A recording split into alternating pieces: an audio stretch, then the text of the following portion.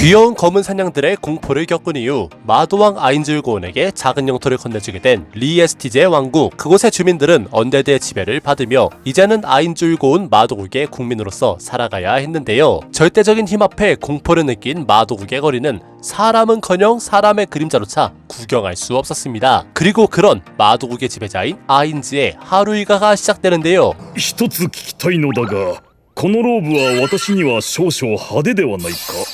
일과를 시작하기에 앞서 메이드 부대의 피스가 아인즈의 복장을 골라준 것이었습니다. 이후 알베도와 함께 정무를 보는 아인즈, 한 나라의 왕으로서 열심히 일해보려 했지만 全く意味がわからない。 거의 대부분의 정무는 알베도나 데미우르고스가 처리해 주었고 법률에 관한 부분에 대해서는 특히나 그러했지만 法に縛られない接待者という視点からだということですね。 라는 식으로 떠받들어지는 아인즈. 아우라와 마레가 아인즈를 보고 싶다며 찾아오고 알베도의 애정 결핍을 채워줘야 하는 뭐 그런 평화로운 일상으로 보였지만 실제로 마도국에는 법률 문제 이외에도 끊겨버린 교역으로 인한 식량 문제가 대두되고 있었죠. 이게 얼마나 큰 문제였냐 하면 아인즈가 직접 제작한 아바타형 영역 수호자 판도라즈 액터조차 父上は魔導国をどのように統治されるのでしょうか。 진지하게 질문할 정도였죠. 이에 아인즈는 모험자 길드를 향하기로 하는데요. 모험자 길드의 내부는 텅텅 비어 있었고 의뢰라고 불릴 만한 것도 매우 적어진 상태였지만 이는 언데드 군단으로 인해 치안이 너무나도 좋아져 버린 부작용이기도 했습니다. 모험자 길드의 장과 만나게 된 아인즈. 하지만 아인즈를 대하는 길드장의 태도는 일국의 왕을 대하는 태도가 아닌 그저 언데드에게 굴복한 자신의 한심하다는 모습이었는데요. 아인즈는 그런 길드장에게 한 가지 제안을 합니다. 冒険者とは道を吉とするものだと思っていた。 아인즈는 모험자들이 국가인 마도국으로부터 의뢰를 받아 미지를 탐색하여 그곳으로부터 우호적인 관계를 이끌어내는 진정한 의미의 모험을 하길 바랬으며 이는 아인즈에게 있어서 나자릭 지하 대분묘의 동료 찾기 혹은 월드 아이템이나 미지의 적을 사전에 파악하는 대단히 중요한 배경이 깔려져 있었습니다. 실제로 아인즈의 부하들 중에서는 우호적인 관계를 이끌어내기에는 다소 부적절한 자들이 많아 모험자 길드를 국가기관에 부속시켜 이러한 미지의 탐색을 진행시키려는 것이었죠. 私は望んでいる。お前たちが真の冒険者となることを。 한편 리에스티제 왕국에서는 라나 공주가 고아원을 방문하여 아이들에게 동화책을 읽어주고 있었는데 해당 고아원은 이전의 마도왕과의 전투에서 부모를 잃은 고아들을 라나 공주가 거두어 돌봐주는 장소였죠. 라나 공주가 이러한 자선활동을 하는 이유는 고아들 중에서 재능이나 탤런트가 있는 아이를 찾는 것에 진짜 목적이 있었는데 마차에 함께 탄 청장미의 이브라이나 티나에게 탤런트에 대해 집요하게 물어보기도 했습니다. なんだお前、そんなに食いつく話か。持ってるんですね。 이브라이의 말에 의하면 탤런트란 도시 하나를 날려버릴 정도의 힘을 가지고 있으며 청장미의 리더인 라큐스의 검이 딱 그러한 것이다라고 말하는데 반면 자나 왕자는 차기 왕으로서 정무를 보고 있었지만 제1왕자와 레이븐공이 사라지게 되어 여러모로 골머리를 앓고 있는 상태였습니다. 거기에 여동생인 라나 공주의 지혜를 높게 평가하여 추후 자신이 왕이 된다면 작은 영지를 하사하여 그곳에서 클라임과 함께 죽을 때까지 살라고 말하지만 もはや魅力をこれっぽっちも感じない。遅すぎるご提案ですわ。 라나의 말대로 마도국에서부터 리에스티제 왕국으로 사신단이 도착하게 되었고 アルベド様です。 리에스티제 국왕의 주최로 사신단을 환영하는 연회가 열리는데요. 그런데 이 연회에 죽으려고 환장하는 귀족이 있었습니다. 남자의 이름은 필립. 다 쓰러져가는 남작가의 삼남으로 장남은 전장에서 죽어버리고 차남은 병환으로 사망하여 순번적으로 가문을 잇게 된 멍청이였습니다. 근데 이 똥멍청이가 알베도에게 한눈에 반해버리더니 どうぞフィリップとお呼びください。 와 진짜 계열빵한 연기 너무 잘하지 않나요? 이 목소리의 주인공이 소아온의 키리토와 귀멸의 칼날의 이노스케라면 여러분은 믿으시겠습니까? 아무튼 여러 귀족들과 알베도를 연회에 초대한 필립. 사실 이 연회는 필립의 지인인 힐마라는 부호에 의해 성립된 것인데 なぜ俺に最初に挨拶しない。 파티의 주최자인 자신보다 힐마가 더욱 주목받는 것에 필립은 불만을 가지지만 어쨌든 힐마의 도움이 필요한 그였습니다. 이후 알베도와 함께 연회장에 입장하는 필립. ところでアルベド様に旦那様はいらっしゃるのです。 알베도의 미모에 다시 한번 반하며 더러운 욕망을 비춰 보이는데요. アルベド様と婚姻関係を結ぶにはどうすればいいと思う。 필립의 말을 들은 힐마는 아니 이 똥멍청이가 대체 뭔 개소리를 짓거리고 있는 거야. 라는 표정으로 전면으로 가능성을 부인했고, 気持ち悪い。 알베도조차 자신에 대한 필립의 욕망에 상당히 불쾌해하고 있었습니다. アルベド様がお望みであればすぐに別の人形をご用意いたしますが。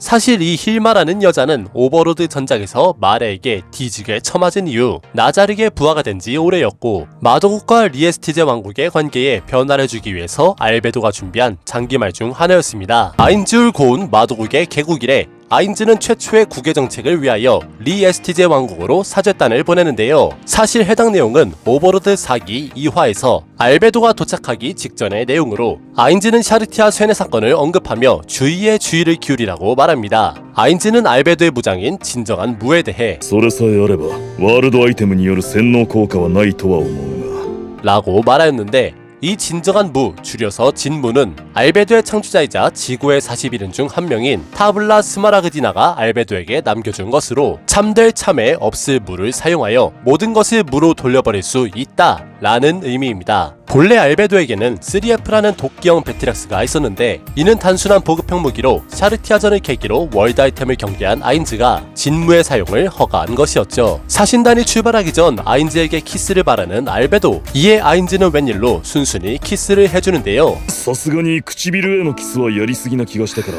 아인즈의 성은에 만극하여 눈물을 흘리는 알베도, 여기까지 진도를 빼기 위해서 얼마나 많은 나날을 아인즈의 침실에서 독수공방을 했던가. 이후 알베도는 아인즈의 배웅을 받으며 스토리는 2화로 넘어가게 됩니다. ここで何があったかは忘れろかしこまりました。 한편 종교국가인 슬레임 법국에서는 새로운 위협으로 떠오르는 마도국에 대해 열띤 토론을 벌이고 있었는데요. 슬레임 법국은 6명의 신인 6대 신을 추앙하는 국가로, 본디 인간만을 받아들이고 아인종이나 몬스터는 배척하는 다소 극단적인 종교색을 지닌 국가입니다. 그런 법국의 입장에서는 언데드가 지배하는 국가인 마도국은 반드시 필멸해야 되는 2단 중에 2단이었죠. アンデッドが支配する国か地獄ではないか 리에스티제 왕국의 카체평야 전투 당시 법국 또한 이를 지켜보고 있었다는데, 슬레임 법국은 바루스 제국의 지르크니프 황제가 아인즈의 마도국을 지지한다는 입장에 언급을 하면서 제국이 정신지배를 받고 있는 것은 아닌가 의심을 품었지만, 제국에는 그 유명한 매직 캐스터 플루더 파라다인이 있다면서 그럴 일은 없을 거라 단정하죠. 이는 플루더 파라다인이 이 세계 기준 최고의 마법인 제6위계의 마법 사용자라는 점과 플루더의 나이가 이미 200살을 넘은 인간을 기준으로 초월자의 반열에 들었기 때문입니다. 아무튼 법국은 당시 칠흑성전의 점성천리의 힘으로 이 전투를 관망하고 있었는데, 점성천리의 보고에 의하면 推定難度100以上のアンデッドがおよそ500体だぞ魔法一つで13万以上の死者が出たと 이를 보고한 점성천리는 방에 틀어박혀 공포에 빠져버렸다고 합니다. 점성천리의 능력은 초원거리 감시로 주로 정보 수집을 담당하고 있었지만, 아인즈의 초위 마법인 검은 풍요에 바치는 재물을 보고 충격을 받아 방구석 폐인이 돼버린 것이었죠. 해당 보고를 본 최고 신관들은 아인즈의 마법을 제11위계로 판단, 갑작스러운 아인즈의 등장을 신의 재림이라고 말하는데요. 이 세계에서는 모종의 이유로 100년을 주기로 아인즈와 같은 강자들이 소환되고 있으며, 600년 전에는 슬레임 법국의 반석이 되는 6대신이 소환되었다고 하는데, 바로 이 6대신의 진짜 정체는 아인즈와 동일한 이그드라실 게임의 플레이어였습니다. 반면 바하루스 제국의 황제 지르크니프룬 파하로드 엘닉스는 아인즈울 고은이라는 괴물의 등장으로 인해 탈모가 생길 정도로 심각한 스트레스에 시달리고 있었는데요. 帝国の精鋭たちがこぞって騎士団を脱退したいと望んでいる。 귀여운 아기양들의 걸음마에 절망을 느낀 것은 점성천리뿐만이 아닌 제국의 기사들도 마찬가지로 황제는 머리카락뿐만이 아닌 병력마저 실시간으로 잃고 있었던 것이었죠. 이에 대비하여 황제는 슬레임 법국과의 접촉을 꾀하는데, 법국과의 만남을 위해 투기장으로 이동하던 도중 황제는 신뢰할 수 있는 사기사를 상대로 아주 약간의 불평을 늘어놓습니다. なあどうすればいいんだなんであんな化け物が出てくるんだ 황제의 멘탈은 박살나기 일보 직전으로 심리적으로 상당히 몰려 있었는데, 이는 단순히 아인즈의 존재뿐만이 아닌 주변 국가들로부터 질타를 당하고 있었기 때문입니다. 카체평야 전투는 리에스티제 왕국에 대한 제국의 침공에 아인즈가 숟가락을 얹은 것으로 10만이 넘는 대학살을 벌인 것은 명실상부한 마도왕이었지만, 표면적으로는 제국이 부추긴격이 된 것이었죠. 그렇게 황제는 제국보다 오랜 역사를 지닌 슬레임 법국에 의지하려 했으며 이를 위해 자신의 몸을 지켜줄 모험자 그룹 은사조를 대동하였습니다. 황제가 은사조를 준비한 이유는 그들이 인류의 최고 전력이라 평가되는 아다만타이트급 모험자이기 때문인데요. 황제는 동일한 아다만타이트급인 모몬이 마도왕으로부터 시민을 지켜냈다는 일화를 듣고 치르게 모몬과 은사조를 동일선상에 올린 것입니다. 이후 법국의 신관들과 만나게 된 황제, 하지만 그들에게 충격적인 소식이 전해지는데요.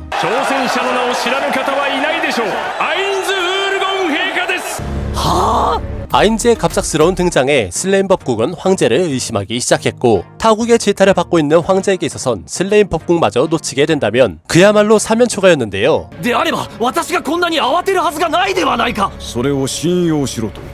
철두철미하게 준비했지만 정황상 정보가 새어나갔다 보는 황제. 이 모든 상황을 아인즈가 만들어 놓은 함정이라 생각합니다. ジルクニフルーンファーロードエルニクス久しぶりだな。 아인즈가 직접 강림하여 황제에게 인사를 건넨 후 법국의 사자들에게도 인사를 건네지만 사실 법국이나 제국은 서로가 서로의 정보를 찍먹해보려 한 거지만 여기서 법국의 존재를 들키게 된다면 마도왕의 분노를 살 가능성이 충분했습니다. 법국의 신관들은 현 상황을 황제에게 넘기며 현장을 빠져나가고 아인즈 또한 시합을 위해 투기장을 향했으며 그런 아인즈의 앞에 투기장 최강의 전사 무왕이 나타납니다.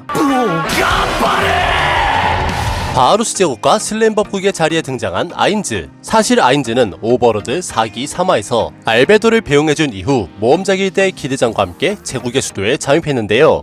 私とエルニクス殿とは仲が良い。彼ならば快く許してくれるだろう。 아인즈가 제국에 온 이유는 바로 제국의 모험자들을 마도국에 끌어들이기 위해서였는데 지난 4기 1화에서 기드장이 모험자들을 제국이나 타국으로 보내버린 것을 만회할 겸 마도국에 대한 선전을 해보려는 것이었습니다. 闘技場で魔導王陛下の力を示し宣伝してはどうでしょうか。 그리하여 아인즈는 투기장에서 싸우기 위해 투기장의 전주와 약속을 잡게 되었고 이후 자신의 제자를 만나러 발걸음을 옮깁니다. フールーだよ。お前に命じた件はどうなった。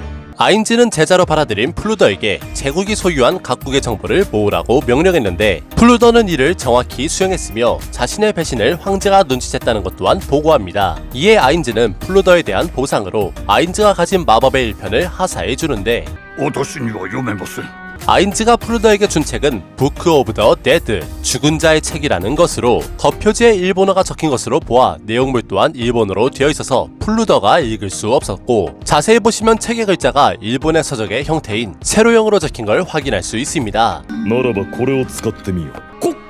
これを 마법의 안경으로 인해 일본어를 읽을 수 있게 된 플루더. 이것이야말로 자신이 바라던 지식이라며 플루더는 굉장히 기뻐하는데요. 그러나 아인즈는 마법의 안경을 다시 가져가 버리면서 책을 해독하고 읽게 되는 것을 숙제로 남겨줍니다. 플루더를 만난 이후 아인즈는 예에 약속했던 쩐주를 만나러 가는데요. 쩐주의 이름은 오스크로 현 투기장의 최강자인 8대째 무왕의 주인이었죠. 아인즈는 오스크의 콜렉션에 감탄하면서 그중 하나의 눈길을 주는데요. ルーン文字か。 해당 무기는 아제르리시아 산맥의 드워프 왕국의 공방에서 만든 명검으로 오프닝에서 등장했던 추후의 스토리에 대한 떡밥을 던진 것이었죠. 아인즈는 오스크에게 투기장에서 무왕과 대결할 것을 요구하는데요. 오스크는 평소 투기장에서 싸울 강자에 대한 정보를 모으고 있었고 그 중에는 아인즈 또한 포함되어 있었습니다. 다만 오스크는 아인즈가 한 나라의 국왕이라는 점과 초위 마법으로 몇 만의 군대를 한 방에 쓸어버린 것을 염려하여 선뜻 대답을 내주지는 못했습니다. 그러자 아인즈는 武王との一戦で私は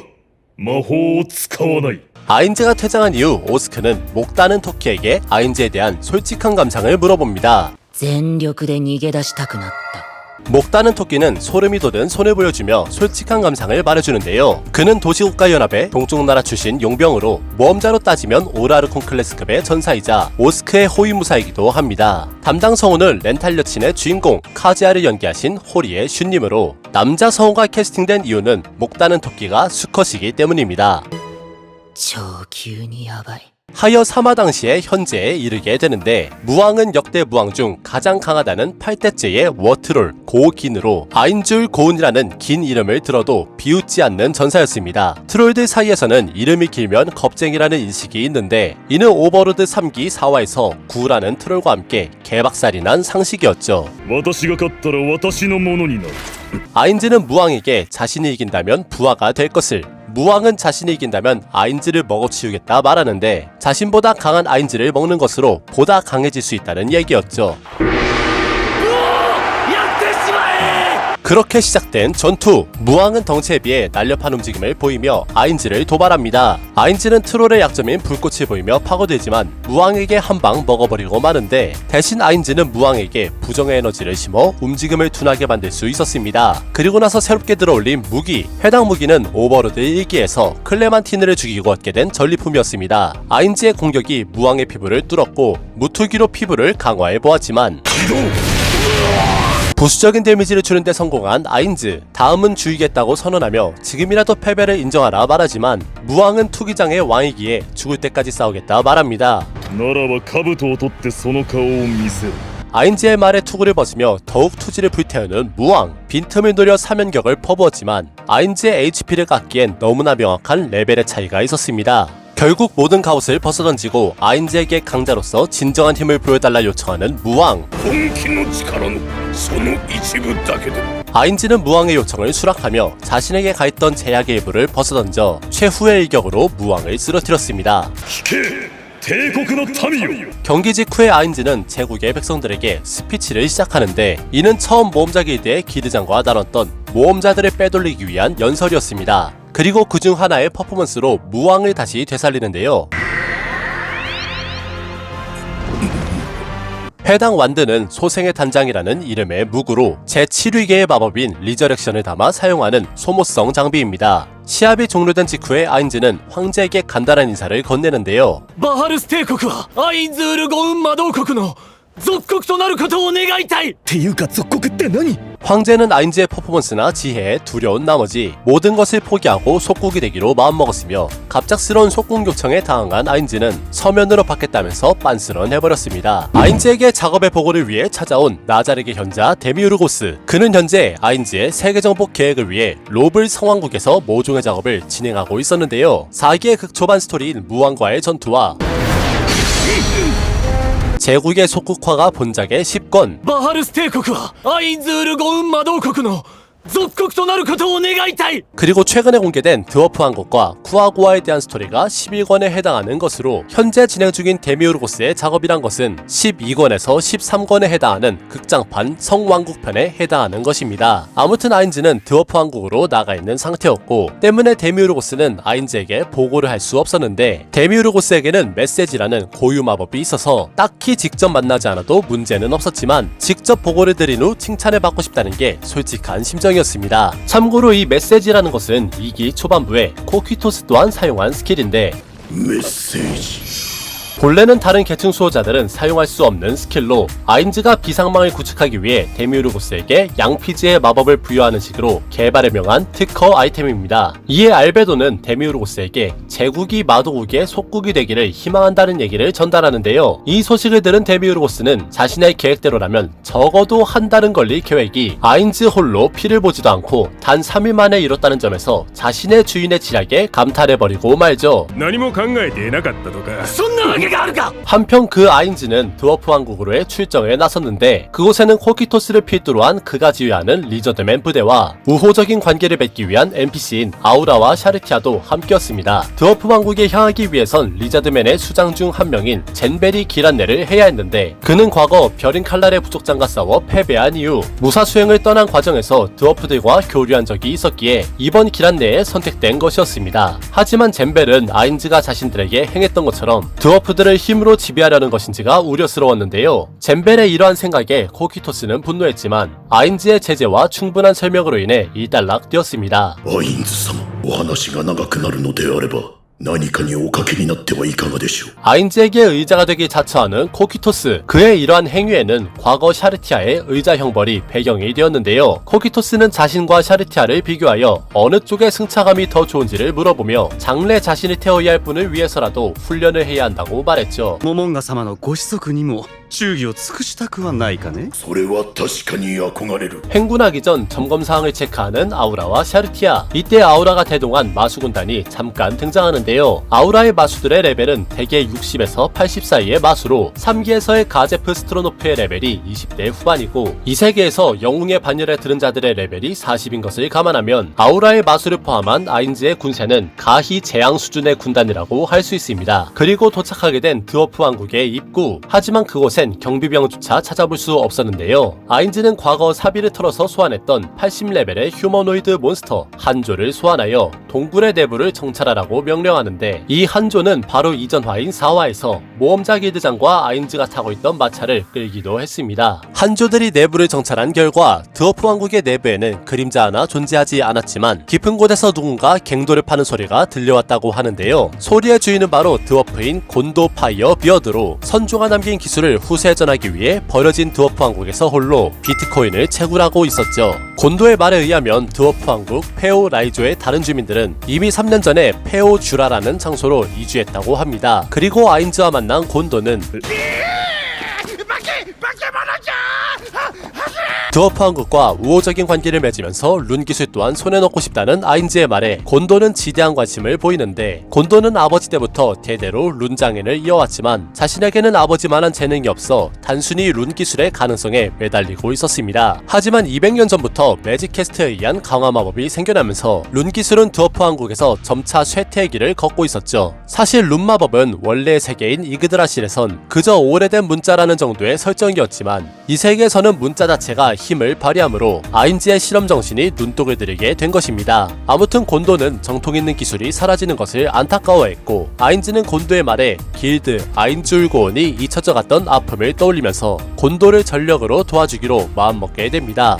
私に魂を売り渡す覚悟はあるか 아인즈가 곤도와 함께 밖으로 나오자 샤르티아가 의문의 아인종 100여 마리를 발견했다고 보고하는데 곤도의 말에 의하면 그들은 쿠아구아로 쿠아구아는 어릴 때부터 금속을 먹고 자라는 특성 때문에 전신의 털 자체가 갑옷과도 같으며 그중 특이한 색을 가진 개체는 특수한 광물을 먹어 더욱 강하다고 합니다. 사실 쿠아구아들은 이러한 특성을 제외하면 아제를라시아 산맥에서는 가장 최약체에 불과한데 아인즈는 샤르티아에게 쿠아구아를 승포하라 명하였고 일기에서 자신의 실수를 만회할 기회가 온 샤르티아는 한조를 대동하여 쿠아구아들을 무력화시킵니다. 샤르티아는 자신의 고유 스킬인 매스홀드 스피시스를 이용하여 쿠아구아들을 포획하는 데 성공하였는데 이는 샤르티아의 23가지의 스킬 중 하나에 불과했습니다. 이후 샤르티아는 쿠아구아 지휘관을 매료하여 그들의 정보를 빼내게 되는데 쿠아구아들은 자신들이 시조광 페리유로의 전사라고 소개하며 자신들은 드워프 왕국을 멸망시킬 별동대라고 말했습니다. 본래 쿠아구아들은 소수가 모여 살아가는 독고다이 몬스터인데 바로 이 쿠아구아들을 한 대로 결속시킨 것이 시조광 페리유로이며 아제를라시아 산맥의 최약체들이 드워프들을 몰아내게 만든 인물이 오프닝에서 등장하는 이 골든 리트리버 시조광 페리유로가 되겠습니다. 드워프인 곤도의 안내로 그들의 마지막 영토인 페오주라에 도착한 아인즈와 부하들. 갑작스러운 언데드의 등장에 방벽을 지키던 드워프들은 혼란을 숨길 수 없었는데요. 아인즈는 드워프들에게 쿠아구아들이 균열의 우회로를 찾아 드워프의 뒤를 칠 거라 경고하며 자신의 본래 목적인 드워프 왕국과의 국교에 대해 언급합니다. 私はお前たちと国交を開くためにやってきたのだ 아인즈의 말에 총사령관은 고민에 빠졌지만 이대로라면 최후의 영토마저 포기해야 할 상황이었기에 빗장을 풀고 아인즈를 맞이하기로 합니다. 한편 대균열의 우회로를 발견한 쿠아구아의 장수인 요즈는 승리를 예감하며 총공격을 퍼부으려 하는데 사실 지금까지 드워프들이 무사할 수 있었던 것은 이 대균열의 존재 덕분으로 과거 드워프 왕국에서 균열의 조사를 위해 탐사대를 파견했지만 그 깊이를 측정할 수조차 없었으며 탐사대대 중 살아 돌아온 인물은 없다고 합니다. 쿠아구아들이 공세에 나서려는 중 드워프 왕국이 문을 열었는데 이를 기회로 본 쿠아구아들이 곧바로 달려들었지만 그들의 앞에 나타난 것은 바로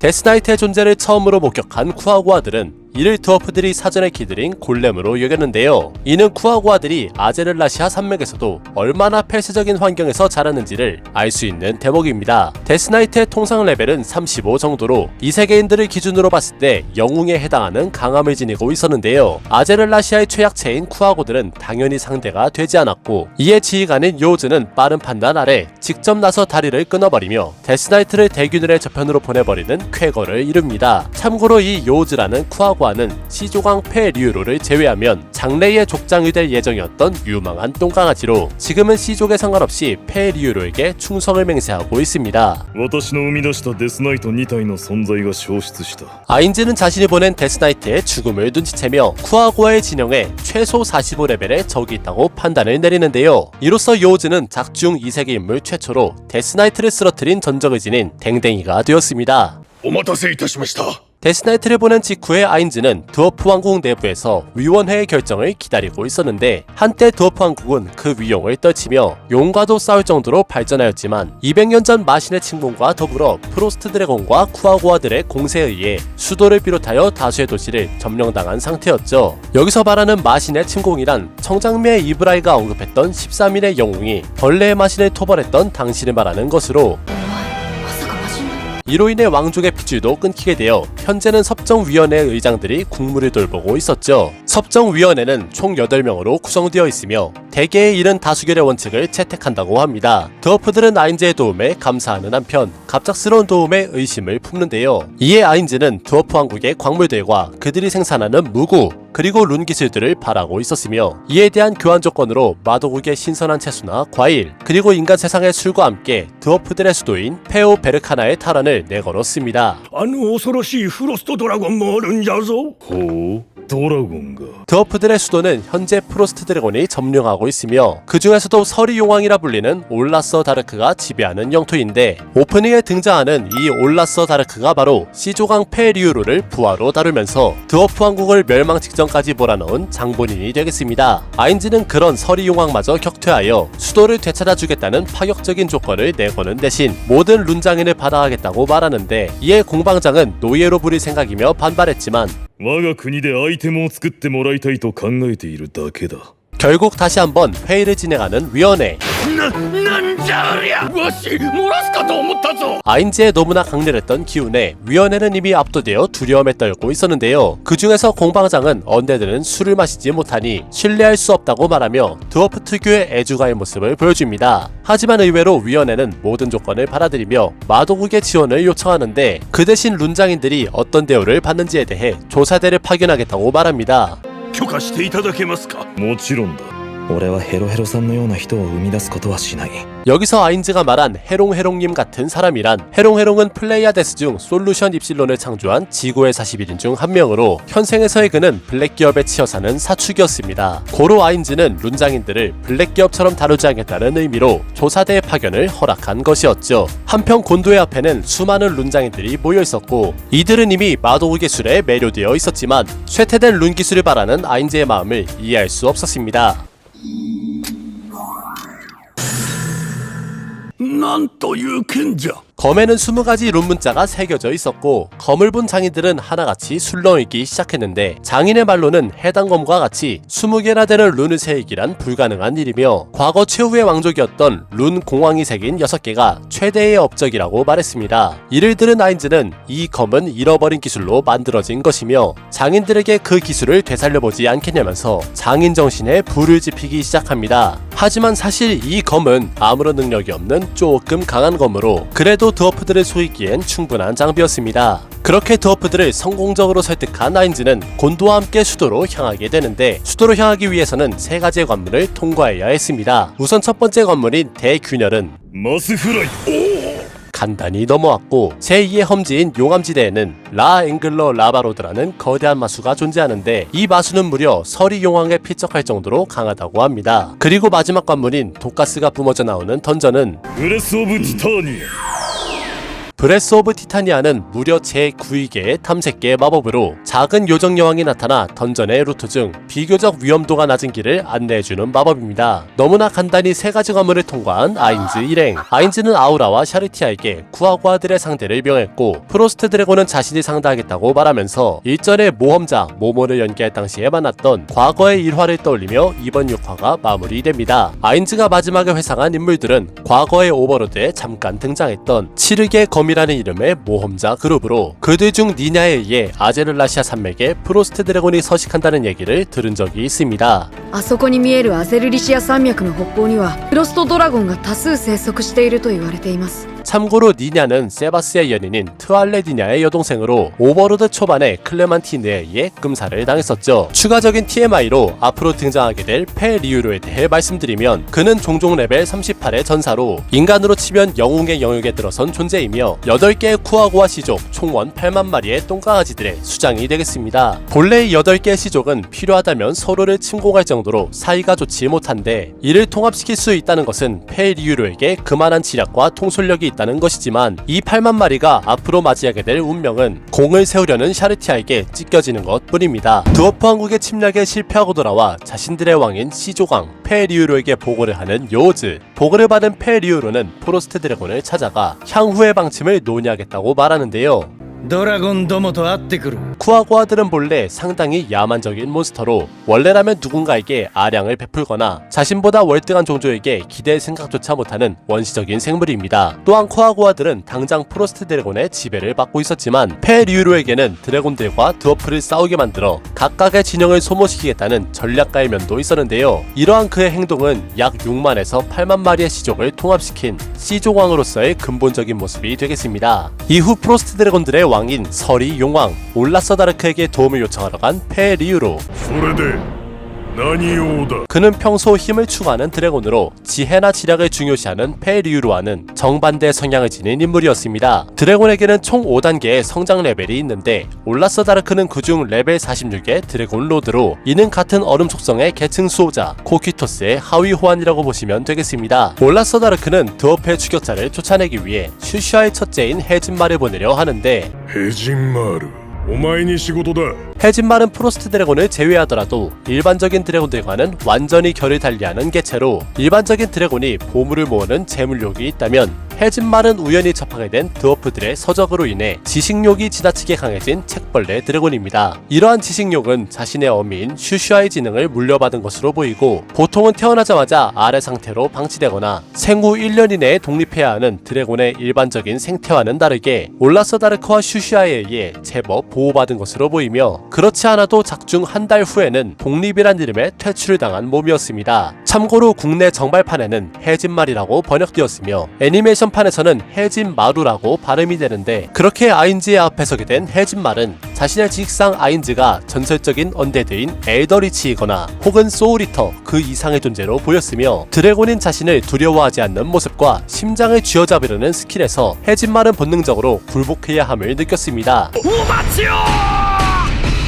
참고로 소울리터란 오버로드 사기 극초반에 등장한 알베도의 사신단을 이끌었던 노란색 우마무스메를 가리키는 것이며 아인즈가 시전하려 했던 심장장악은 제9위계의 사령계의 마법으로 무조건은 아니지만 시전자보다 약한 상대를 즉사에 이르게 하는 심장폭행 스킬입니다. 이후 아인즈는 해진말을 아우라에게 선물하였고 아우라는 주인으로서의 위험을 보이기 위해 자신의 스킬인 숨결을 사용하는데 이 숨결은 비스트 테이머인 아우라의 전용 스킬로 상대의 감정에 버프나 디버프 효과를 주어 해진말의 경우 공포를 자극받아 말 그대로 지려버리고 말았습니다. 이러한 해진말의 광경에 아인즈는 과거 지고의 41인 중 한 명인 팥고물떡씨를 언급하며 개강아지들은 너무 기쁘거나 흥분했을 때 신뢰를 하는 경우가 있다고 말해줍니다. 팥고물떡씨는 길드 아인즈울고운의 3명뿐이 없는 여성 유저 중 한 명으로 그녀는 과거 개를 기른 적이 있으며 그 때문인지 그녀가 창조한 NPC인 에클레어와 페스토냐는 둘 다 동물의 모습을 하고 있습니다. 참고로 팥고물떡씨의 이름이 나왔을 때 아우라가 반겼던 이유에 대해선 아우라의 창조주인 부글부글 차추전자와 플레이아데스의 리더인 유리알파의 창조주인 야마이코가 서로 사이가 좋았던 3명의 여성 유저 중 한 명이었기에 이들의 관계가 NPC인 아우라에게 영향을 미친 것으로 보입니다.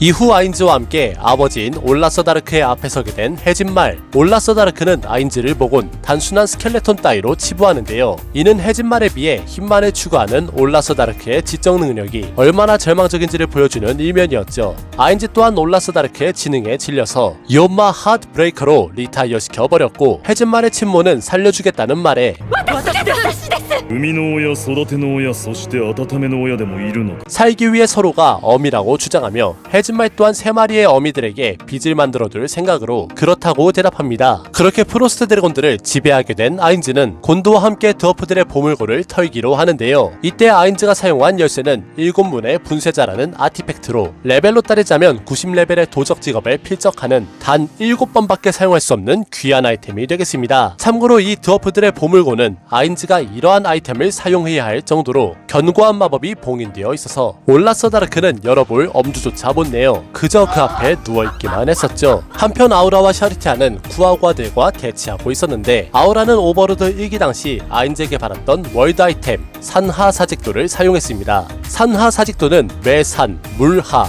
모일사, 기울칙, 그림 도자를 써서 산과 물 그리고 땅이 모여 그림이 되다라는 뜻으로 일정 지역을 특정 속성을 지닌 세계로 바꾸어 쿠아구아젠에서는 안개에 휩싸인 세계를 구현했습니다. 샤르티아는 지배를 받지 않겠다면 나자르게 위험을 보이라는 아인즈의 뜻을 전하였지만 시조강 페리우로는 6만이나 되는 부하들이 따르기엔 혼란이 있을 것이라 전하면서 결국 두 진영은 숫자 줄이기에 돌입합니다. 待ってくれ 사실 페리우로가 말했던 혼란이란 단어의 뜻은 우리 쪽은 설득해야 할 머릿수가 6만 마리나 되니 얼마나 강한지를 알려준다면 순순히 항복할 의사가 있다 라는 의미로 이는 프로스트 드래곤인 해진말의 항복을 보고받은 페리우로가 취할 수 있었던 유일한 가능성이었습니다. 하지만 상대는 나자릭에서 가장 단순한 샤르티아였으므로 쿠아구아들에게는 결국 뭐 아니면 도라는 선택지밖에 없었던 것입니다. 支配下に入るもしくは入りんせんのどちらかでありん 페리우로는 동포들의 이성을 날려버리는 돌격의 포효라는 스킬로 모든 시족들에게 샤르티아를 공격할 것을 명하였으며 샤르티아는 아인즈의 명령대로 수컷 4,000, 암컷을 4,000, 그리고 새끼들을 2,000, 총원 1만 마리를 제외하곤 모두 확살해버리고 맙니다. あれほど強いんだったら最初に言ってくれ 여기에 추가해서 너무나 허무하게 죽어버린 올라스 다르크에 대해 말씀드리면 그의 시체는 실험을 위하여 코키토스가 수호하는 나자릭 제5층계 빙하로 옮겨졌다고 하며 이 빙하에는 무려 알베도의 언니인 니글레도와 특별정보 수집관인 뉴로니스트가 있다고 합니다. 페리우로는 이후 제국의 황제인 지르크니프와 함께 아인즈의 피해자 모임이라는 명목으로 친해진다고 합니다.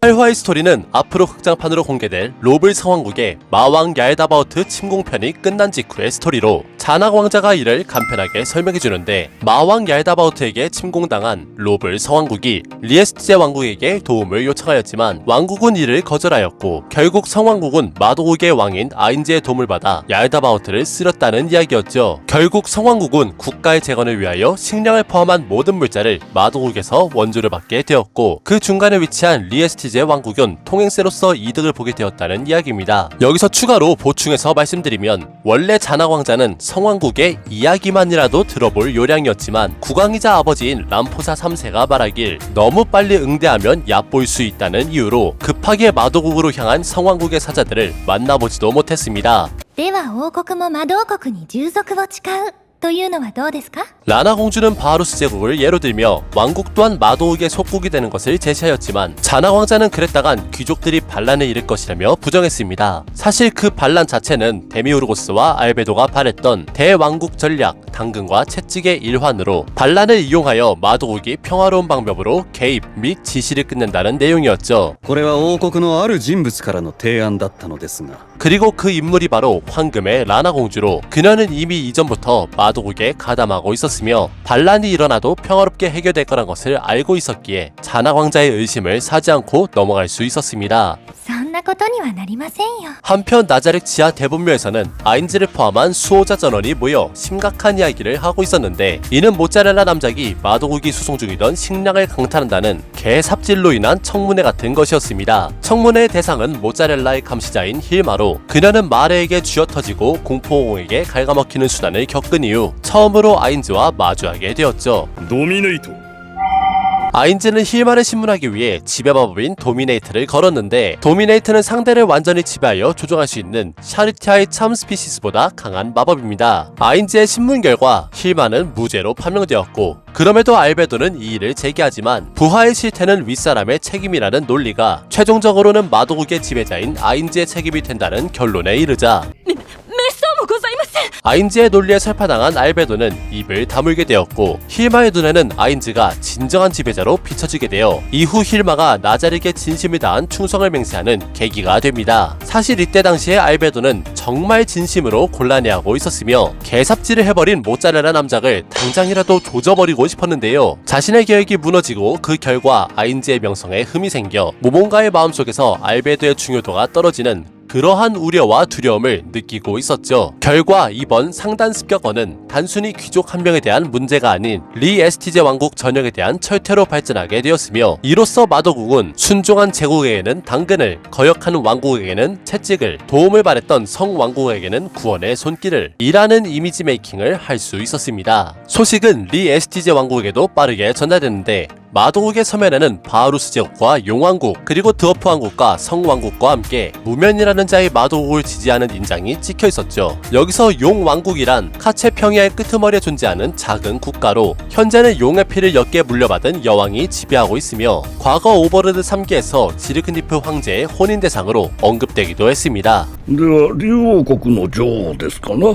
あの若作りババアはごめんだ。 용왕국은 원작 소설에서도 많이 언급되지 않았고 그들이 마도국을 지지하는 이유는 단순히 왕국과 마도국 중 득실을 생각하여 지지를 표명한 것으로 보이며 성왕국의 얼굴 없음이라는 자에 대해선 너무 큰 스포일러가 될 수 있으니 극장판에서 큰 활약을 해내는 인물 정도로 설명드리겠습니다. 현 상황을 오히려 마도국의 모략으로 생각하는 귀족들, 그들은 마도국이 모짜렐라 귀족에게 참 펄슨을 걸었다고 주장했습니다. この人物にチャームパーソンをかけ操ったのではないか。 참 펄슨은 대상자의 호의를 극도로 올려주는 매료계의 마법으로 앞서 말씀드린 도미네이트의 하위 호환급인 마법입니다. 결국 마도국의 콧대를 건드린 대가를 눈앞에 둔 왕국의 앞에 재상인 알베도가 도착하게 되었고 국왕인 람포사 3세는 자신의 목숨을 내거는 것으로 왕국에 대한 용서를 구합니다. 과거 바하루스 제국의 지르크니프 황제가 자신이 무릎을 꿇어도 용서해주지 않을 거란 대사를 생각해보면 람포사 3세의 머리값이 그렇게 매력적으로 다가올 것 같지는 않으며 이 모든 것을 뒤에서 지켜만 보고 있는 라나 공주가 앞으로 어떤 행보를 보여줄지가 관전 포인트가 되겠습니다. 마도국으로부터 선전포를 받은 리에스티제 왕국, 알베도는 람포사 3세의 결의를 높게 평가하면서 그 남자의 부재로 인한 결의라고 판단하는데요. 알베도가 말한 그 남자란 바로 전사장인 가제프 스트로노프로, 가제프는 람포사 3세가 최고로 아끼던 인물 중 한 명이었습니다. 애니에서 람포사 3세는 무능한 왕이자 이리저리 휘둘려지는 우유부단한 이미지가 많았는데요. 사실 이러한 람포사 3세는 무려 39년 동안이나 왕위를 지켜내왔으며 이는 귀족들끼리 파벌을 이루어 왕자를 끌어내리려 한다는 시점에서 그의 왕권이 나름대로 탄탄했다라는 것을 알 수 있습니다. 하지만 그는 매우 아끼던 전사장을 잃었고 끝내 기력이 쇠하여 자신의 아들인 잔악 왕자에게 왕위를 물려주려 했는데 하필 상대가 바로 마도국이다 보니 유약했던 성격을 내던지고는 자신의 목을 내걸어 용서를 구하려 했던 것이었죠. 한편 브레인 앙글라우스는 마도국에 대적할 수 없다는 것을 알고 자신의 미래와 기술을 후세에 남기려 애쓰고 있었는데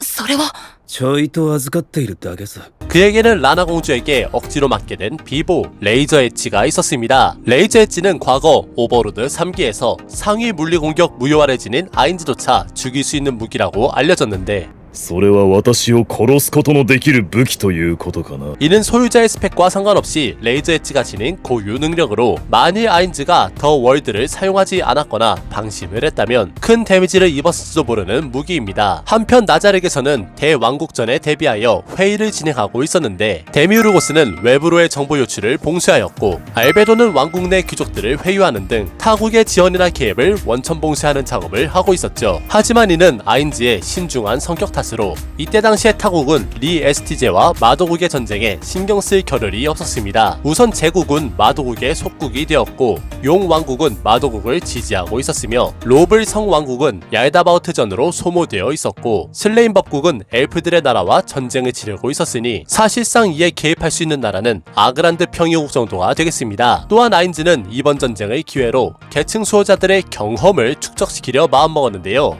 今後は領域守護者たちにも様々な仕事を任せることになる。 아인즈에게 있어 이번 전쟁은 게임 위그드라실에서 행했던 길드전의 시뮬레이션 같은 것이었죠. 마도국은 작전을 전개함에 따라 이미 몇 개의 마을을 쓸어버리고 있었는데 지도에서 X 표시된 것들 중 동그란 것은 도시이며 네모난 것은 성체이고 그 밖에 표기가 없는 것은 작은 단위의 마을이라고 생각하시면 되겠습니다. 아인즈는 본래 왕국의 국민들을 모두 학살할 예정이었지만 몇몇 NPC들의 간청으로 인해 1%의 왕국민들을 살려주게 되었는데요. 그것은 바로 알베도의 언니인 니글레도와 나자르게의 메이드장인 페스토냐가 되겠습니다. 王国で行っている民の抹殺をこの辺りでやめていただけないでしょうか。 과거 니글레도와 페스토냐는 나자르게의 인질로 오게 된 무고한 인간들을 감싸다가 알베도에게 혼쭐이 나면서 빙결 내역에 근신 처분을 받았었는데요. 애니에서는 4기 구화에 해당하는 14권까지 니글레도의 근신이 계속된 것처럼 묘사됐지만 니글레도의 근신은 이미 4기의 초반부인 10권 무렵에서 풀려 있었으며 페스토냐는 인간들의 가능성을 직시할 수 있는 시선을 가지고 있었고 니글레도는 2살 이하의 어린아이에게 집착하는 모습을 보였습니다. 이는 니글레도의 창조주인 타블라 스마르그디나의 설정 중 하나로 니글레도는 얼굴 피부가 벗겨진 일그러진 외모와는 다르게 2살 이하의 아기들에게는 정상인 이상의 애정을 보인다고 합니다. 비슷한 경우로 여신급의 미모를 지닌 알베도에게 사실은 치녀다 라는 반전 설정을 붙인 타블라의 면모가 돋보이는 설정으로 2살 이상의 인간에게는 별다른 감정을 가지지 않는다고 합니다. 全ての赤ん坊には可能性があります。 반면 다른 수호자들이 인간을 벌레 이하의 쓰레기로 보는 것에 비하여 페스토냐는 인간을 분석할 줄 아는 시선을 가지고 있으므로 아인즈는 비록 나자르게서는 이지적인 의견일지라도 소중히 지켜봐야 한다고 판단을 내렸으며 이는 알베도가 모짜렐라 귀족을 등한시 여겨 발생한 실수와는 상당히 대주되는 것입니다. 그리고 이번 9화에서는 신캐릭터가 등장했는데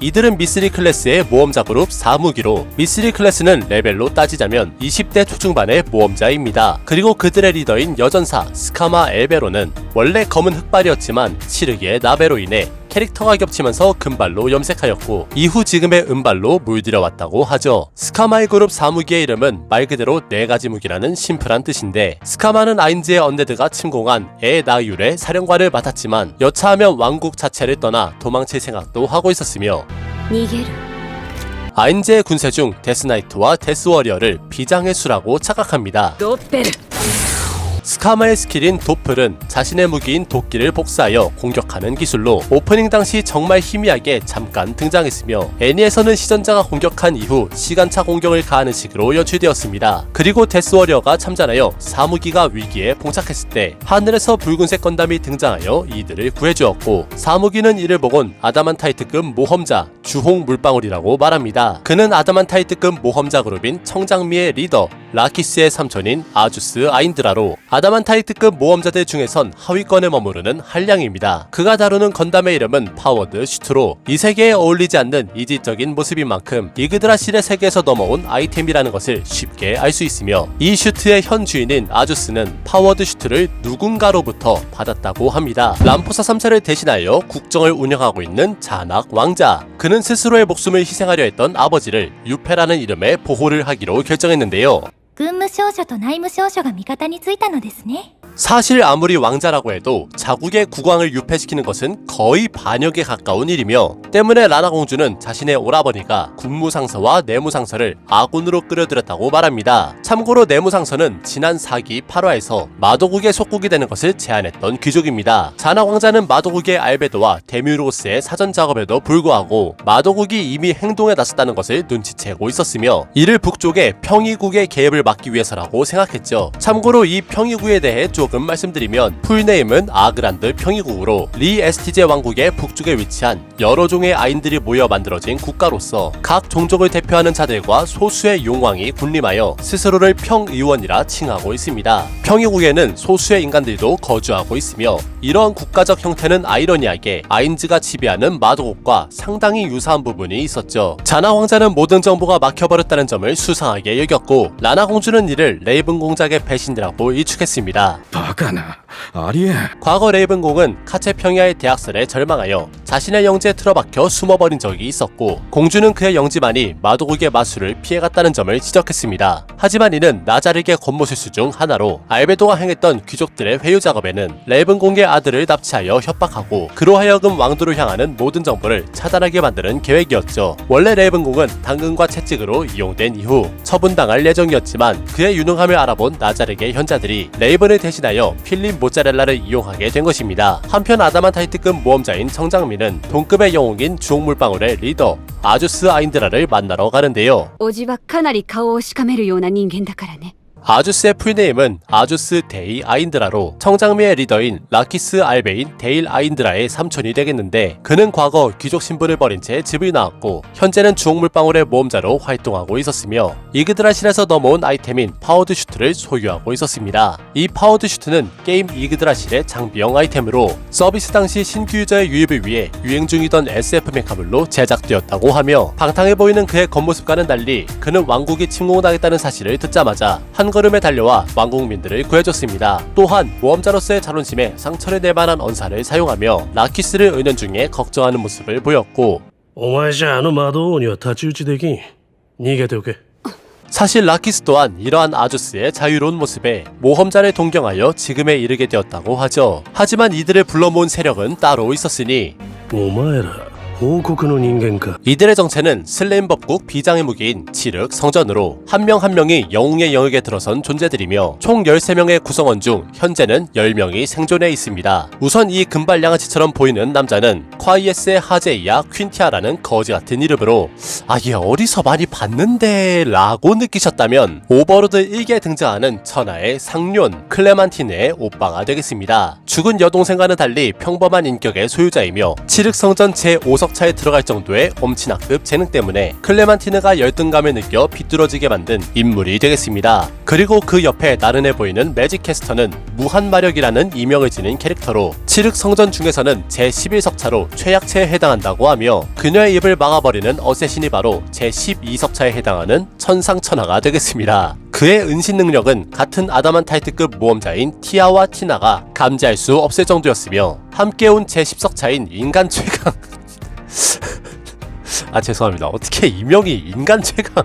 아무튼 이 바바리안을 본 아주스는 영웅의 영역조차 초월한 이탈자라고 그를 평가했으며, 인간 최강은 반대로 이블 아이를 상대로 버거운 상대라는 인상을 받았습니다. 아주스가 말한 이 이탈자라는 존재는 쉽게 말하면 제국의 대매직캐스터인 플루더 파라다임과 같은 국보급의 영웅을 의미하는 것으로, 인류의 정점을 찍었다고 일컬어지는 아다만타이트 중에서도 어나더 레벨이라고 보시면 되겠으며, 인간 최강이 10석차이고 최약체가 11석차인 것으로 보아 칠흑 성전의 석차 순위는 강함에 순서와는 관계가 없음을 알 수 있습니다. 그리고 이 칠흑 성전이 왕국까지 찾아온 이유는 멸망해가는 왕국으로부터 아다만타이트급 모험자들을 자국인 슬레임 법국으로 스카우트하려 했으며, 이는 라키스의 의지와 아주스의 고집으로 무산되었습니다. 한편 자나 왕자는 건곤일척에 앞서 아인즈와 회담을 가지기로 마음먹었고, 매우 능숙하며 대담한 자세로 아인즈 앞에 서게 됩니다. 이때 자나 왕자가 입고 있는 갑옷은 가제프 스트로노프가 일전에 입었던 왕국의 보물로 착용자의 신체에 맞춰 변하는 능력을 지니고 있었죠. 아인즈는 자신의 소중한 이들의 행복을 위해서라면 타인의 행복을 짓밟는 행위조차 가능하다 말하였고, 자나 왕자는 이를 극론, 한쪽으로 극히 치우친 이기적인 의견이라 치부하였지만, 自らに従う者たちを幸せにすることこそ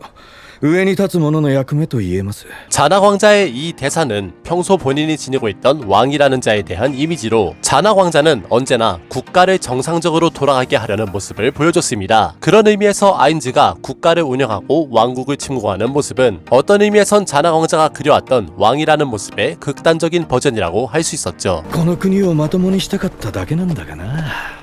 떠나가는 자낙을 보며 아인즈는 그가 호탕하다고 평가하였고, 자낙 왕자는 아인즈를 비교적 인간미 넘친다고 생각했는데요. 아인즈는 그런 자낙 왕자에게 평화로운 죽음을 약속하였지만, まずはこれを陛下に。 자낙 왕자는 반란을 일으킨 귀족들에 의해 무참히 살해당했고, 어리석은 귀족들을 이것을 아인즈에게 바치게 되면서 스스로와 가족들을 나자릭 5대 최악 중 한 명인 특별 정보 수집관인 뉴로니스트에게 보내버립니다. 참고로 자낙 왕자와 함께 끝까지 저항했던 이 병사가 바로 내무상서와 함께 자낙을 보필했던 군무상서이며, 이로써 약속을 지키지 못하게 된 아인즈는 死を望んでもしばらくは殺さないようにともな。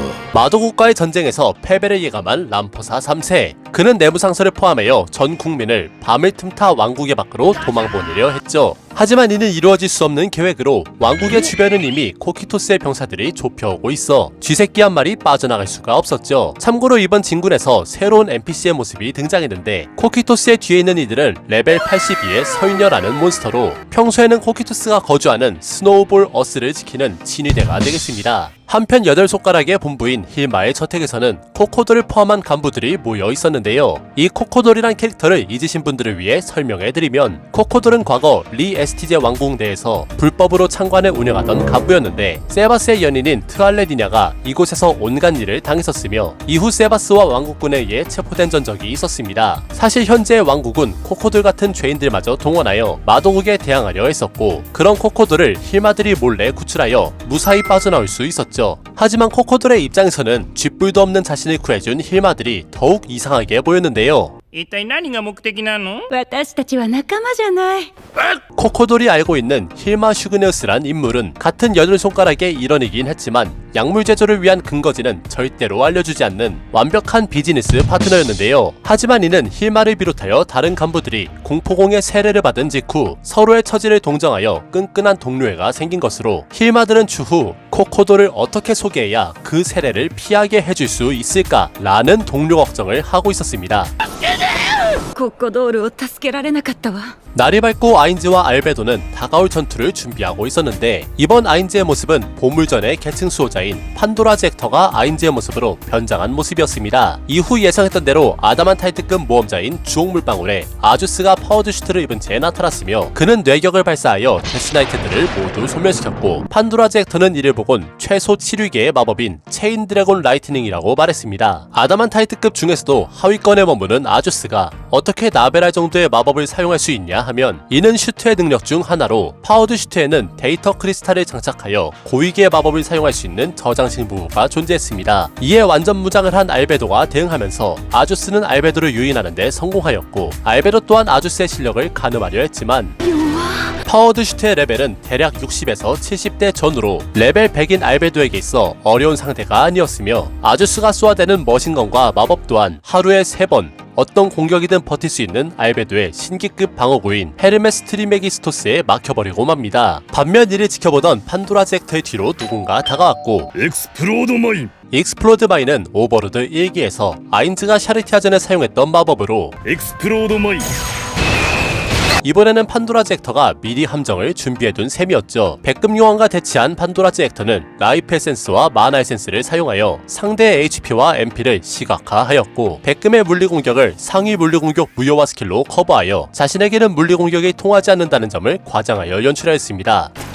世界断絶障壁 이에 백금은 자신의 스킬인 세계 단절 장벽을 사용. 이는 아인즈의 18번 스킬인 그레이트 텔레포테이션조차 막아버릴 정도였습니다. 사실 이 세계 단절 장벽은 이 세계의 일부 용왕들이 한정적으로 사용할 수 있는 원시 마법이라는 오리지널 기술인데 원래는 MP나 HP가 아닌 영혼을 소모하여 사용하는 마법이지만 백금의 경우 원래 주인인 백금 용왕이 미리 불어넣은 생명력을 소모하여 사용되는 만큼 영혼보다 훨씬 많은 대가가 소모되며 판도라 젝터의 라이프 에센스에 소모된 것이 투시되는 것이었죠. 백금은 자신을 리쿠 아가네이아라고 소개하였고 이어서 광희를 발동하여 갑옷을 강화. 이때도 HP가 줄어든 것을 확인할 수 있었습니다.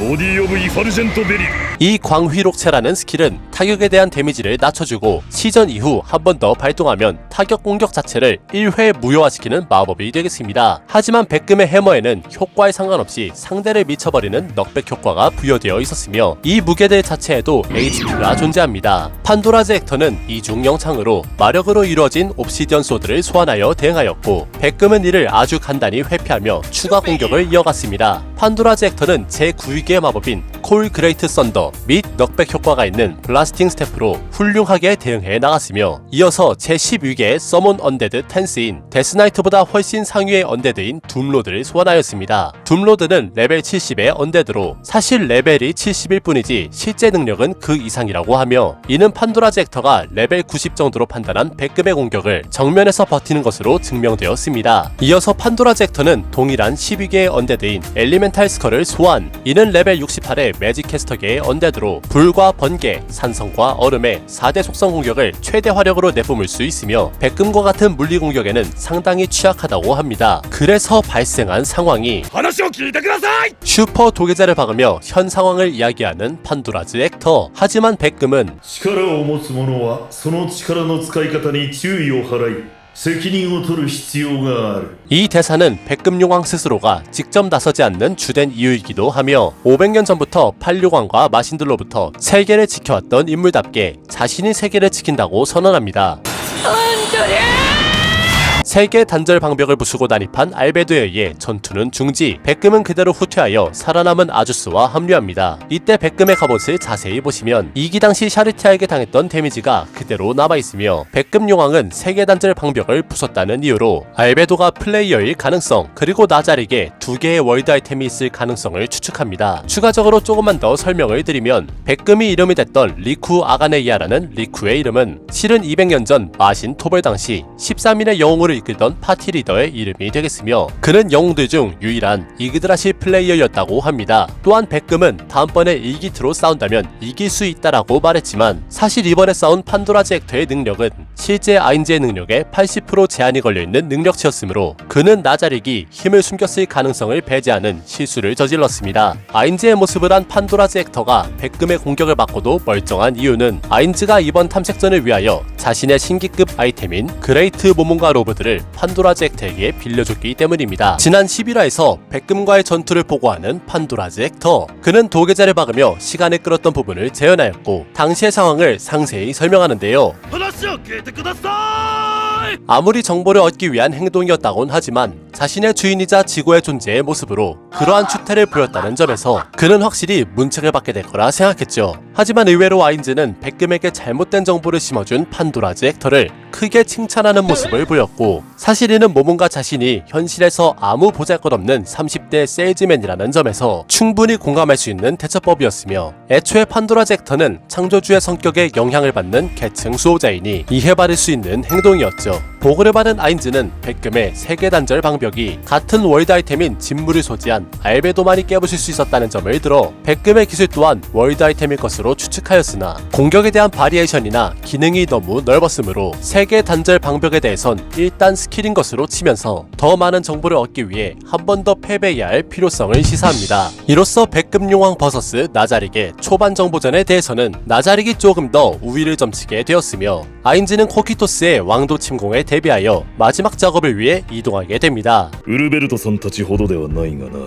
俺でも悪役には少しこだわりがあるのだ 우르베르트는 길드 아인즈 울고온의 지구의 40인인 중 한 명이며 풀네임은 우르베르트 어레인지 오도루로 나자릭의 현자인 데미우르고스의 창조자가 되겠습니다. 그는 평소 악이라는 단어에 뭔가 끌리는 바가 있었으며 이에 관해선 데미우르고스보단 판도라즈 액터에 가까운 중이병적인 모습을 보였다고 하는데요. 때문에 아인즈의 이 대사는 우르베르트 씨만큼은 아니지만 왕궁을 침공하는 절대자의 모습을 관찰하겠다 라는 의미로 애초부터 마도국에 대항하면 이렇게 된다라는 당근과 채찍의 일면을 대외적으로 보여주는 모습이 되겠습니다. 한편 왕성에서는 라나 공주와 함께 아다만타이트급 모험자 그룹인 청장미의 일원들이 모여 있었는데 그녀들은 갑자기 리더인 라키스를 공격하기 시작하더니 마지막엔 이브라이의 참 펄스마저 사용해가며 그녀를 제압하기에 이릅니다. 사실 청장미의 이러한 행위에는 배경이 있었는데 과거 라키스는 슬레임법국의 회유를 거절하며 혼자만이라도 왕국을 지키기 위해 마도왕에게 대항하려 했지만 다른 팀원들은 내심 왕국의 미래보다는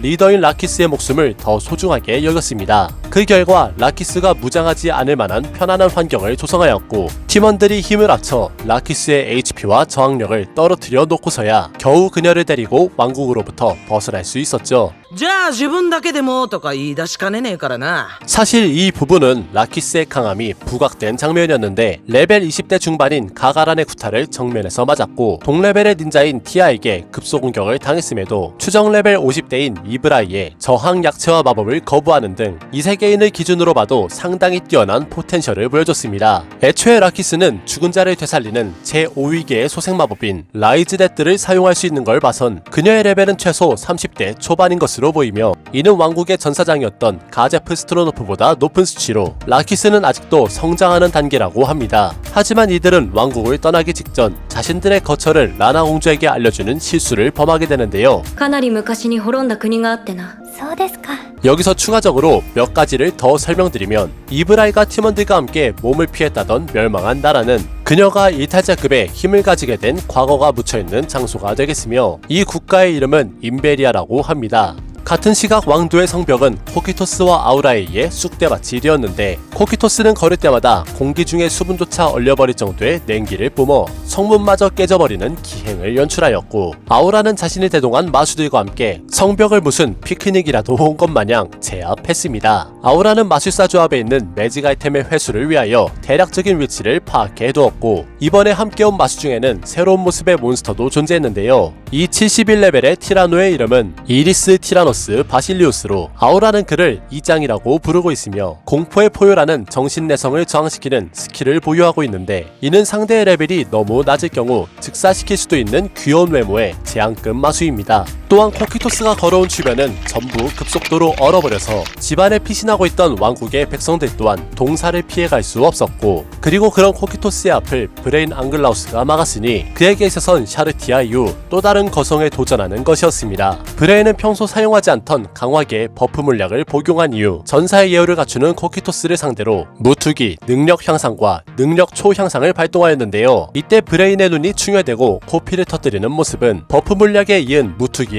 연속 사용으로 인해 그의 신체가 한계에 도달했다는 것을 의미했습니다. 코키토스는 브레인을 상대로 자신의 신기급 아이템인 참신도왕을 꺼내들었는데요. 이 참신도왕은 지구의 41인 중 한 명이자 코키토스의 창조주인 무인 타케미카즈치로부터 물려받은 것이며 때문에 코키토스가 보유하고 있는 21자루의 무기들 중 가장 애착이 강한 애검이라고 합니다. 코키토스가 이 무기를 들었다는 것은 상대에 대한 최대한의 경의를 표한다는 의미로 그는 브레인 앙글라우스를 쉽게 볼 수 없는 강자로 인식하며 단칼에 그를 죽음으로 인도했습니다. 브레인 앙글라우스의 강함이 코키토스에게 있어선 비할 바가 안 되는 약자에 불과할지도 모르겠지만 그럼에도 브레인은 나자르게 이익을 가져다 줄 수도 있는 약자였기에 코키토스는 최대한의 경의를 표하여 그의 시신을 그 자리에서 얼려버렸고 왕성까지 향하는 이 직선의 길을 굳이 돌아서 브레인 앙글라우스가 코키토스의 길을 막았다 라는 증표를 만들었습니다. 또한 브레인 앙글라우스에게는 이 세계인들 중 극소수만 보유하고 있다는 탤런트라는 고유 능력이 있었는데 이는 최대 2개까지 강화할 수 있는 횟수를 늘려주는 것으로 강화 물약에 이은 무투기를 버틸 수 있었던 주된 이유가 되겠으며 이때 당시 브레인의 강함은 가제프 스트로노프를 뛰어넘어 한순간 영웅의 영역에 들어섰다고 합니다. 왕국의 수도를 바라보고 있는 마레. 하지만 그의 얼굴은 어딘가 울적해 보였는데요. 마레의 이러한 기분은 앞으로 일어날 학사에 대해 슬퍼하는 것이 아닌 어떻게 하면 자신의 창조주인 부글부글 차주전자님의 이름에 먹칠하지 않고 보다 완벽하게 작전을 수행할 것인가 라는 고민을 하는 것으로 이는 마레의 카르마 수치가 마이너스 100인 점에서 인간의 대상으로 이래도 그만 저래도 그만인 엔토마와 동일했으며 이번 작전이 왕국의 멸망인 만큼 마레는 마레대로 최선을 다하여 왕국민들을 확실하게 죽일 것을 구상하고 있었습니다. 반면 왕성에서는 클라임과 라나 공주가 람포사 3세와 작은 계획을 꾸미고 있었는데요. 그것은 정복자의 상징인 나라의 보물들을 왕도의 한가운데 숨기는 일이었으며 클라임은 무사히 이 임무를 수행합니다. そこにいると危ないですよ。 임무 중에 마레와 마주친 클라임. 하지만 클라임은 마레에게 있어 죽여서는 안 되는 인물에 속한 인간이었고 클라임 또한 라나와의 약속을 위하여 눈앞에 적을 놔두고 돌아가는 길을 선택합니다. 이때 왕성의 주변이 얼어붙은 것을 확인할 수 있는데 이는 코키토스가 브레인 앙글라우스를 지나 왕성에 도달했다는 것을 의미하며 마찬가지로 클라임 또한 라나 공주가 남긴 메시지를 보고 옥좌의 방으로 향하였지만 帰りなさい。この宮殿の最後の人間。 그리고 클라임의 눈앞에 펼쳐진 것은 끔찍한 결과였으며 아인즈는 클라임에게 일기토를 신청, 자신이 이긴다면 레이저 엣지를 받아간다고 말합니다. 클라임은 무투기와 반지의 능력까지 사용하여 아인즈의 코어로 이루어진 월드 아이템을 누렸지만 클라임이 사용한 이 반지의 이름은 용의 비보라는 매직 아이템으로 원래는 진정한 용왕의 원시 마법으로 만들어진 최상급의 아이템이며 처음에는 100급 용왕이 13인의 영웅 중 한 명인 리그리트에게 준 것을 그녀가 다시 가제프 스트로노프에게 물려주었고 그것이 이번엔 클라임에게 내려온 것으로 若いのにやったよ。 착용자의 전사 클래스 레벨에 비례하여 스테이터스를 올려주는 기능을 가지고 있었습니다. 이렇게만 보면 단순 강화용 아이템으로 보일진 모르겠지만 이는 반대로 100레벨의 아인즈가 퍼펙트 워리어를 사용한 채 착용하게 된다면 100레벨조차 뛰어넘는 전사계 클래스가 된다는 의미로 클라임은 바로 이 반지의 힘과 마도왕을 죽일 수도 있을 거라는 레이저 엣지를 믿고 덤빈 것이었지만 착용자인 클라임의 레벨이 너무 낮아서 아인즈를 상대로는 큰 효과를 발휘할 수 없었습니다. 이후 아인즈는 제9위계 마부인 심장장악을 사용하여 클라임을 한 번 죽였고 클라임이 눈을 떴을 땐 근처에서 페스토니아의 목소리가 들렸는데요. 이는 그녀가 고위계의 신간직 적성을 가지고 있어서 클라임을 되살리기 위한 부활 마법을 사용한 것으로 그의 근처에는 하위 악마족인 인프로 종족을 체인지한 라나 공주가 있었죠. 사실 라나 공주는 나자리기에 오기 전부터 이미 인간이기를 포기한 상태였는데 그녀가 알베도에게 받은 종족 변환 아이템인 타락의 종자는 고아원의 아이들과 직원들을 독살한 것에 더불어 옥좌의 방에서 자신의 아버지인 람포사 3세를 자의를 가지고 죽인 것으로 발동하게 되었습니다. この宮殿の最後の人間 물론 클라임은 이 모든 일을 알지도 또 알게 될 일도 없었지만 라나 공주는 앞으로 영원히 함께 있자고 말하며 클라임 또한 악마로 타락할 것을 권유합니다. 踏み絵をあなたに強制してくるでしょう。 그리고 이 대사가 뜻하는 바는 클라임 또한 타락의 종자를 사용하기 위해 라나 공주와 비슷한 수준으로 살인을 저질러야 한다는 말이 되며 이로써 공주는 왕국과 800만 왕국민들을 제물로 바쳐 자신이 원하는 바를 이룬 멸국의 마녀란 타이틀에 걸맞는 캐릭터가 되었습니다. 우선 라나 공주에게는 프린세스라는 클래스 말고도 지니어스라는 정말 특수한 계통의 클래스가 따로 있는데 이는 이 세계인들 중에서도 손가락을 꼽을 정도로 희귀한 클래스로 평소에는 프린세스나 다른 일반직 클래스로 전환하여 정체를 숨기는 데 유용한 치트 직종입니다. 작중 라나가 레이저 엣지를 들고 자세를 잡는 장면이 있는데 이때 당시 라나의 클래스는 전사 계열의 것으로 추정되며 레이저 엣지를 휘두르는 이 장면이 의미하는 것은 바로 자신의 아버지인 람포사 3세를 죽이기 위한 리허설에 가까운 것이었죠.